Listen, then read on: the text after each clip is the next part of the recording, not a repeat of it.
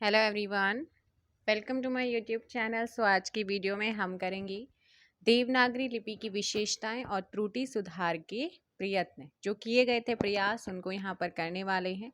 Top 26 question करेंगे with extra fact के साथ। भाई पीडीएफ की आप बोल रहे हो ना, पीडीएफ हाथों हाथ तो नहीं मिल सकती है, हाँ, क्योंकि पीडीएफ आपको मिलेगी या तो शाम को मिल जाएगी या नेक्स्ट डे की मॉर्निंग में आपको पीडीएफ आपको हमेशा मिलती है। इतना तो वेट करना पड़ेगा आप लोगों को, वीडियो देखिएगा पूरा, और वीडियो देखने के बाद शाम को या फिर नेक्स्ट डे आप लोगों को पीडीएफ मिल जाएगी। ठीक है। सो नेक्स्ट आपका संविधान के अनुच्छेद 351 में किस विषय का वर्णन है? कि आप जानते हैं, है ना, भाषा के बारे में जो बताया गया है, राजभाषा के बारे में जो उल्लेख किया गया है, वो हमारी कहाँ पर किया गया है? आर्टिकल 343 से 343 से लेकर के 351 में किया गया है। तो संविधान के अनुच्छेद 51 में किस विषय का वर्णन है? तो यहाँ पर जो है हिंदी भाषा के विकास से संबंधित जो निर्देश हैं, वो निर्देश यहाँ पर दिए गए हैं। संविधान के किस अनुच्छेद में वर्णित है कि संघ का ये कर्तव्य होगा कि वह हिंदी भाषा का प्रसार बढ़ाए? अरे जब निर्देश क्या दिए जाएंगे कि मतलब हम जो गवर्नमेंट होगी, सरकार होगी, या संघ का क्या कर्तव्य होगा कि वो हिंदी को बढ़ावा देने के लिए कि सभी लोग हिंदी भाषा का ज़्यादा से ज़्यादा प्रयोग करें, उसके लिए क्या करेंगे? प्रचार प्रसार करेंगे। तो आर्टिकल 351 ऑप्शन हो जाएगा ए। ठीक है। किस लिपि, अब देखो आप जानते हैं हर भाषा की अपनी एक लिपि होती है। जैसे हमारी हिंदी जो भाषा है उसकी लिपि क्या है? देवनागरी है ना। लिपि का मतलब क्या होता है? जो आपके लिखित ध्वनि, जो हमारे जो ध्वनि होती है, जब उस ध्वनि को लिखित रूप में क्या देते हैं? चिन्ह प्रदान कर देते हैं। या तो ध्वनि संकेत को क्या कहा जाता है? जब ध्वनि संकेत होता है, अगर हम उसे लिख देते हैं या उसे कोई चिन्ह प्रदान कर देते हैं, चिन्ह, तो वो क्या कहलाती है? लिपि हो जाती है ना। हिंदी भाषा जिस लिपि में लिखी जाती है उसे कहते हैं नागरी या फिर देवनागरी लिपि इसे कहा जाता है। देवनागरी लिपि का जो जन्म हुआ है वो किससे हुआ है? ब्राह्मी लिपि से हुआ। किससे हुआ है? ब्राह्मी लिपि से हुआ है। और आर्टिकल 343 जो है ना, इसका जो क्लॉज 1 है वो कहता है कि संघ की राजभाषा हिंदी और लिपि क्या होगी? देवनागरी। देवनागरी किससे विकसित हुई है? किससे इसका जन्म हुआ है? ब्राह्मी लिपि से इसका जन्म हुआ है। ठीक है। और भारतीय अंकों का रूप क्या होगा? अंतरराष्ट्रीय होगा, आर्टिकल 343 कहता है। चलो भाई आगे और क्या यहाँ पर इंपॉर्टेंट है? तो ये क्या हो जाएगा भाई इसका आंसर? किस लिपि से देवनागरी लिपि का विकास हुआ है? तो किससे हुआ है? अभी बताया है, ब्राह्मी लिपि से हुआ है। एक क्वेश्चन और पूछा जाता है कि जो देवनागरी लिपि है वो कैसी लिपि है? तो देवनागरी लिपि तो भाई एक अक्षरिक लिपि है। कैसी है बेटा? अक्षरिक लिपि है। देवनागरी की वर्णमाला का वर्णक्रम कैसा है? वर्णक्रम है इसका वैज्ञानिक है। ठीक है ना। नागरी लिपि का जो विकास हुआ है वो कौन सी सदी से प्रारंभ हुआ है? तो 9वीं सदी से प्रारंभ हुआ है। और डॉक्टर सुनीति कुमार चटर्जी ने बहुत सारे परिवर्तन के साथ देवनागरी लिपि के स्थान पर रोमन लिपि को स्वीकार करने का सुझाव दिया। आपसे पूछेगा कि निम्नलिखित में से किसने देवनागरी लिपि के स्थान पर रोमन लिपि को स्वीकार करने का सुझाव दिया? तब आप क्या कहेंगे? डॉक्टर सुनीति कुमार चटर्जी। और देखो भारत की जो मोस्टली जो लिपियां निकली है ना, वो ब्राह्मी लिपि से ही क्या हुआ है? इनका जन्म हुआ है। तो नेक्स्ट क्वेश्चन का आंसर करेंगे आप लोग। क्वेश्चन नंबर 4, हिंदी किस लिपि में लिखी जाती है? हिंदी किस लिपि में लिखी जाती है? क्वेश्चन नंबर 4 आप लोगों के सामने है। तो हिंदी जो है वो लिखी जाती है किस में बच्चे? Option D, Devanagari. भारत में हिंदी को संविधान की किस धारा के अंतर्गत राजभाषा घोषित किया गया है? अनुच्छेद या धारा 343 फर्स्ट।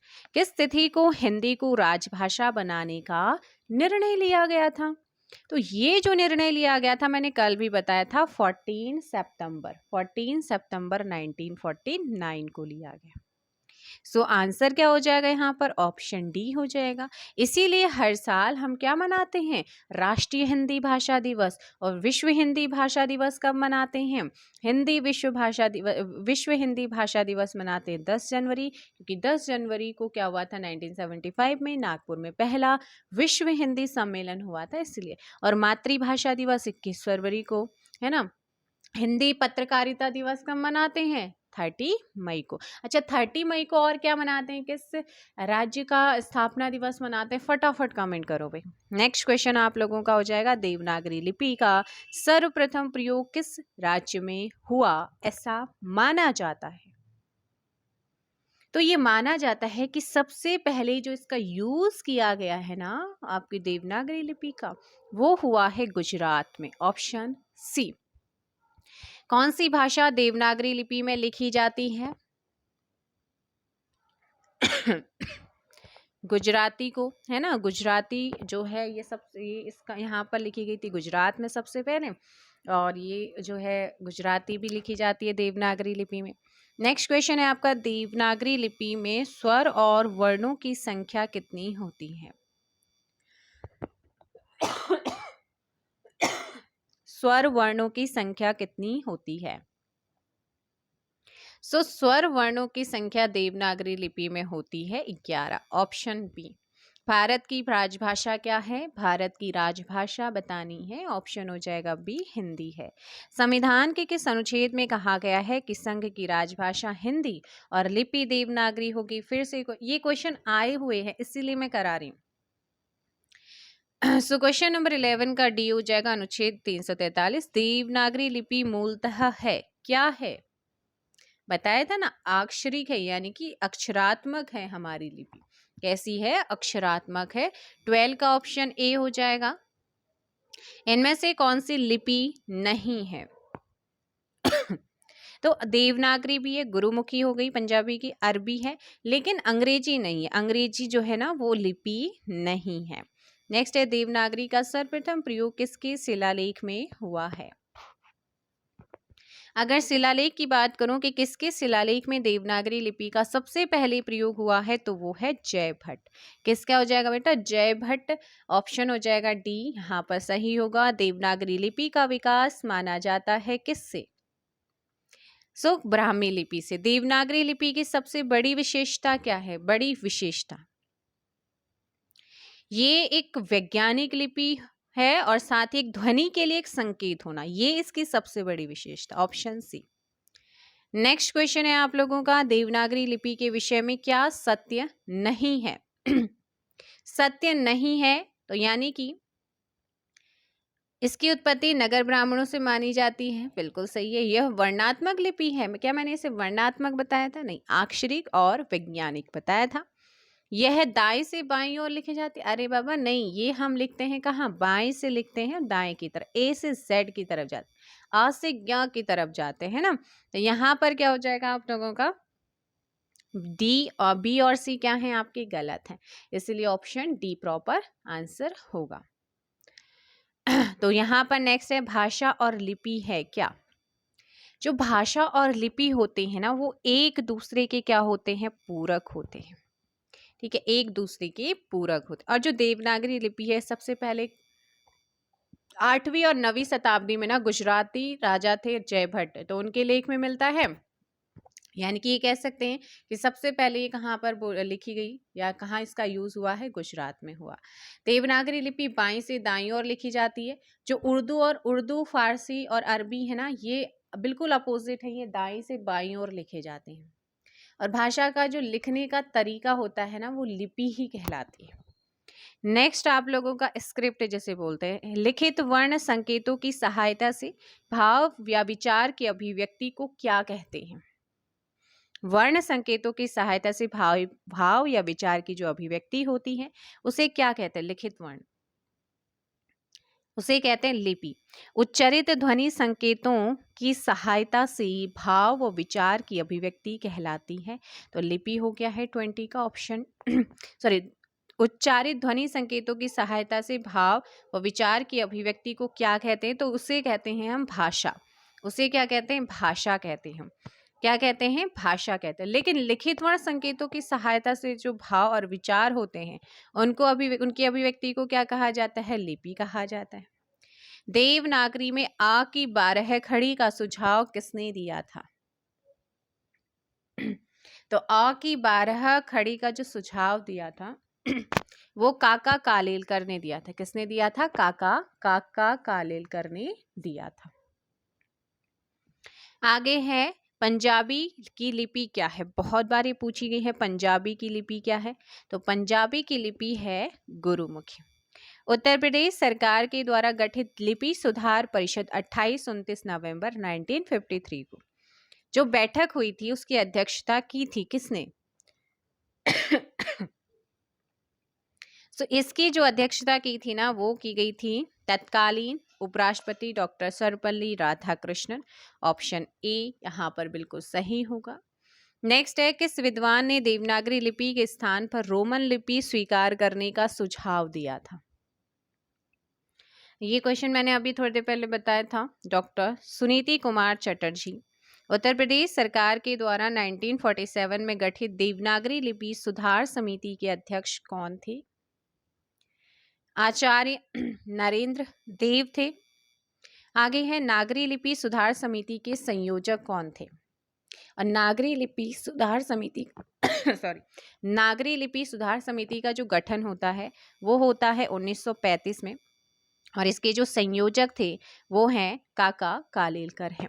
ठीक है ना, तो ये आपको ध्यान रखना है। कुछ फैक्ट याद रखना है, जैसे कि नागरी प्रचारणी सभा ने लिपि समिति का गठन कब किया है? 1945 में किया। और उत्तर प्रदेश सरकार ने कब देवनागरी सुधार समिति का गठन किया? 1947 में किया। इसके अध्यक्ष कौन थे? किसके? देवनागरी सुधार समिति के नरेंद्र देव थे। निम्न में से किसने महाप्राण वर्णों के बदले अल्पप्राण वर्णों के नीचे कोई चिन्ह लगाया जाए इससे वर्णों की संख्या में कमी आएगी? किसने कहा था? तो ये कहा था श्रीनिवास दास ने कहा था। किसके अकॉर्डिंग या किसने पंचमा अक्षर है ना, पंचमा अक्षर ये आपके होते हैं, पंचमा अक्षर आपके ये होते हैं लास्ट के प्रत्येक 5 वर्ण के अंतिम वर्ण है ना, ये आपके क्या होते हैं? पंचमा अक्षर के स्थान पर अनुस्वार जो होते हैं अंग के प्रयोग का प्रस्ताव रखा था। तो ये डॉक्टर श्याम सुंदर दास ने रखा था। क्लियर हुआ? और क्या यहाँ पर इंपॉर्टेंट चीज है आप लोगों को? सबसे पहले किसने सन 1904 में अपने पत्र केसरी के लिए 190 टाइपों का एक फॉन्ट यानी कि तिलक फॉन्ट बनाकर देवनागरी लिपि में सुधार आरंभ किया था? तो वो थे बाल गंगाधर तिलक थे, है ना। किसने जो है आ की 12 खड़ी तैयार की थी?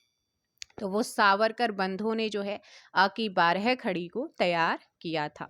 तो ये हो गए हैं आज के इम्पोर्टेंट लिपि वाले क्वेश्चन। और अब आप मुझे ये बताओ कि जो आपका बीजक है, बीजक में कितने भाग है? बीजक जो आपकी क्या है? कबीरदास जी की रचना है बीजक। बीजक जो है कबीरदास जी की क्या है? रचना है। इसके कितने भाग हैं? उन भागों को कमेंट करके बताओ जल्दी से। एंड दूसरा क्वेश्चन मुझे आप ये बताओ, राग सोरठा किसकी रचना है? राग सोरठा। तीसरा, साहित्य लहरी और सूर सारावली किसकी रचनाएं हैं? फटाफट कमेंट बॉक्स में आंसर दीजिएगा। तो मिलते हैं हम नेक्स्ट वीडियो। पीडीएफ के लिए मुझे बताने की ज़रूरत नहीं है, आपको शाम को या फिर नेक्स्ट डे मॉर्निंग तक आपको पीडीएफ प्रोवाइड हो जाती है। पढ़ते रहो, कोई प्रॉब्लम नहीं है। पीडीएफ क्या, 1-2 बच्चे ही होते हैं जिनको तुरंत पीडीएफ चाहिए होती है, तो क्या कोई ऐसा है जो तुरंत पीडीएफ दे देता है? भाई हम इतनी मेहनत करें तो आप भी थोड़ा कीजिए और मिल जाएगी आपको। इतना डिले भी नहीं हो रहा, शाम या सुबह तक मैंने कहा है पीडीएफ मिल जाएगी। डिस्क्रिप्शन में लिंक है टेलीग्राम का, ज्वाइन कर सकते हैं, है ना। तो वहाँ पर आपको मिल जाएगी पीडीएफ। तो आज के लिए इतना ही। Thank you very much.